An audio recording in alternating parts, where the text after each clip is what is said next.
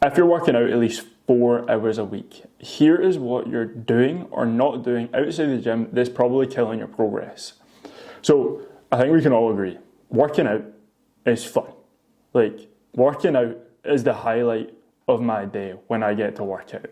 I train 5 days a week, and yeah, I love training. We all do. Love getting a pump, getting vascular, building muscle, getting strong, working out with buddies. Like, working out is so sweet. It is something that I genuinely love, and would be completely different if I didn't. I think that working out is such a passion that, sure, you still have like those days where you don't want to work out, you can't really be arsed, low motivation, whatever. But you get to the gym and you end up loving it anyway. You get to the gym and having a good workout anyway. So like, we all can agree, working out is fun. It's the thing that's the most enjoyable. And I have made a mistake of solely focusing on what happened inside the gym walls. But truthfully, the majority of your progress comes from what happens outside the gym walls. It's the other 23 hours in the day. And I went years of neglecting that. And I want to make sure that I'm helping you shortcut my years of mistakes to make sure you're getting the progress you should be seeing, and making sure you get progress faster than what I did. Because working out is great, but we need to be making sure that you're doing what is required to see the output, to see the results from that effort that you're putting in. So, how do you make sure that what you are doing in the gym is getting you the results? Because this is really why we do it. Sure, it's fun, we enjoy it, it's sick, it's a laugh, but at the end of the day, we're doing it because we want to get strong, jacked, yoked, like all of these things. So the first one is going to be nutrition. Making sure your nutrition is on point is going to be the biggest thing that drives results. Because if you have junk food in your diet, you're going to get junk outputs. You're going to get terrible results. So making sure that you're consistent with your macros is like number one. You need to make sure that you are consistent. And first off, figuring out where you should be. Because I went years not really knowing calories or macros. I was just eating whatever I could get my hands on, and that was a big mistake. Although I did put on size, it wasn't consistent because what I was eating wasn't consistent. And then I'd end up saying things like, oh, well, I've hit a plateau. My strength hasn't gone up in X amount of weeks. Or I've not really seen much gain in the last couple of months. It's just because my nutrition changed based off emotions, based off of when I wanted to eat, when I wasn't eating because of lack of appetite, all of these things. So eating consistently is number one. Like, get your macros in check. First, figure out what macros you should be having, and then just track them consistently, roughly hitting the same numbers. Now, I put off nutrition tracking for ages because I thought that I would have to eat chicken, rice and veg like 5 times a day. But it's not true. If you can, the majority of the time, get your macros and nutrition locked in, sure, you can still go out the weekend, you can still have takeaways, you can still eat in restaurants, but as long as the majority of the time you're in check, you're going to see some good ass outputs from what you are putting in. So nutrition is super, super vital.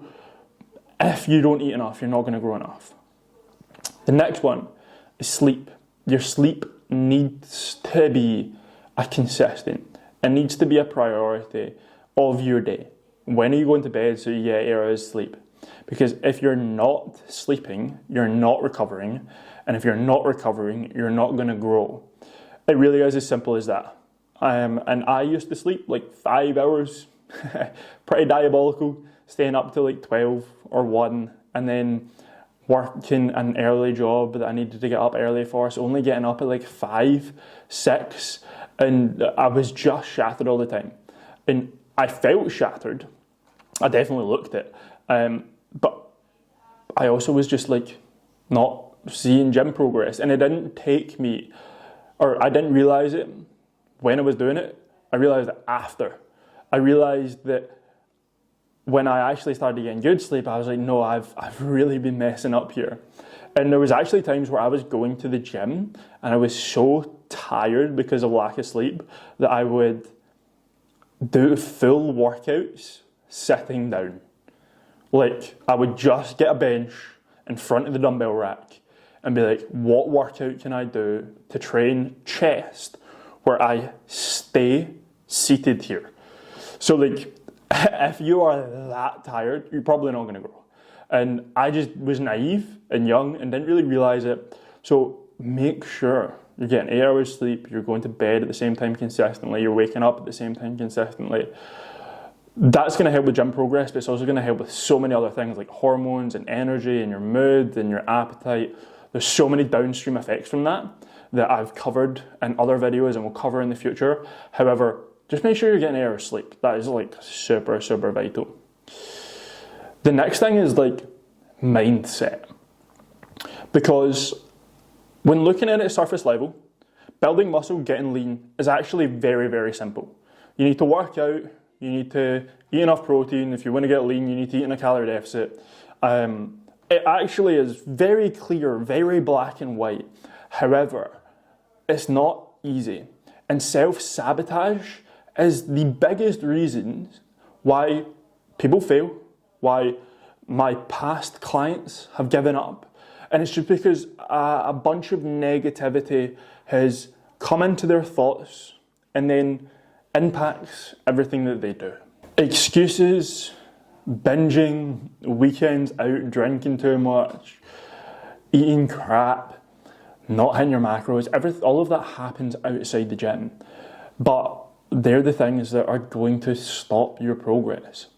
So making sure that your mindset is in a good place is really important. And I recommend you work on it. There's several ways to do so. And one of my favourite books of all time that I recommend you listen to is Reality Transurfing. It is absolutely phenomenal at getting you into a headspace of wanting to become better, of wanting to grow, of wanting to show up for yourself to build the life that you want. That's the approach it needs to be. You can't look at such a present in the moment time. Sure, you're going to have negative days, but you can't let those negative days, those negative thoughts, then impact what you are doing, self-sabotaging the life that you want to create. I very much think that the mindset things are not just super important for the gym and for getting results, but it's also super important for you just to become the man that you want to be, for you to build the life that you want to live, for you to be the person that you want to be. Because you choose to be moody, you choose to be negative, you choose all of these things to have, to be angry, to have bad conversations, to slag things off, to be critical in your life. Why would you not just choose to be happy, to be in a good mood, to be vibrant? And I think that's a skill that needs developed, because it's very, very difficult to be happy when life is maybe a wee bit rough. But this is what it's all about. That's what it's about. It's about building the life, building the person that you want to be. Do you want to be moody? Do you want to be depressed? Do you want to be sad all the time? No, choose not to be. And I definitely think that book helps, so give it a listen. It's on Audible, Amazon. It's phenomenal. But working on your mindset really does matter. And when you train, when you eat well, when you have good habits, when you see the results from the inputs, then you actually become more proud of yourself. So it's kind of like a double-edged sword as well, where if you do more, you actually grow more as a person. You stop doing the stuff that makes you feel bad and guilty, those bad habits, and you start to become proud of who you are and the actions that you're taking. And then that boosts your mindset even more. And then you can continue down the line and continue getting better and continue improving and just build a version of you that you probably never thought that was capable. From where you are now, your future is so unlimited of opportunity, but opportunity only comes with action. The next one is stress. Now this is pretty well aligned with mindset, but if you're stressed, you're going to burn out. And if you burn out, you're not going to want to do anything. If we look at like the science of stress, when your cortisol shoots up, your stress hormone, that also has some very negative impacts on your gains, on your progress. Your sleep's going to be worse. Your hormones are going to be imbalanced. You're going to see some negatives that you probably don't when you're stressed out your mind. Like I have been, and very anxious. But then once you get over it, you realise how stressed you actually were. And I very much think that stress is related to uncertainty. You need to become certain in who you are, who you want to be, and the actions that you are taking. It really is as simple as that.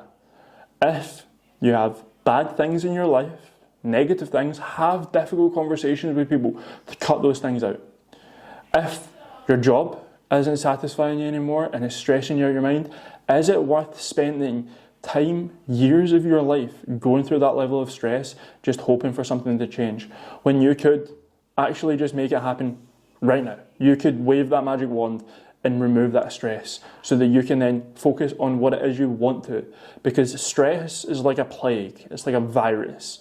It infects everything in your mind, and all you can see is stress.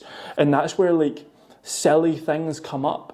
When you're driving in traffic and someone cuts you off or doesn't let you out or whatever, and you lose your mind, you go berserk, and then you're actually driving to the gym and you let that stress from that event ruin your workout. It doesn't make sense. So try and cope with stress, find ways to get rid of it, and if stress comes from uncertainty, become certain. Now, all of these things happen outside the gym, and you cannot out-train a disordered life. If you're trying to, you won't work. If you're using the gym as your only form of coping mechanism and not addressing the other things that are going on in your life, you're probably going to fail. You're probably not going to be where you want to be for the time that you are putting into it. So why would you not, if you're investing time into the gym, also address other areas in your life that you can, like your nutrition, your sleep, your mindfulness, and your stress levels. Start addressing those, and that is you on your way to living a much better, healthier, better quality life that really is within arm's reach, and that you could make, and you can make it because other people have made it. So what's stopping you from doing the exact same? So, I mean, like, the gym is fun. The gym is, like, my spark. It's where I love to be. But your lifestyle needs to fuel it. You need to have a life where what you're actually doing in the gym is personal development. Personally develop those other areas too. It's the best advice I could give. So, fix your life, and you'll fix your life, and your physique will follow. If you show up as the man that deserves the results, you will get the results. If you are the person that wakes up early, is in a good mood, is organised, does their cardio, eats well, goes to the gym, has good relationships, works in their career or their craft, is all well-rounded, of course you're going to have a good life, and of course you're going to have a good physique if you just prioritise you. So you need to lock in organising your life. This is something that I wish I'd done at an earlier stage, instead of just relying on the gym solely, thinking it was going to fix a lot or all of my problems. Because what then just happens is the gym becomes a negative place, and you listen to negative stuff. You listen to music that's in a negative spiral, and it really just plagues the mind even more. So thank you very much for watching. I hope this video has helped. Please like, please subscribe if this has helped. And if you need some guidance on what it is you should be doing, my WhatsApp number is below in the caption. Feel free just to DM me, and I can definitely help you out. Peace.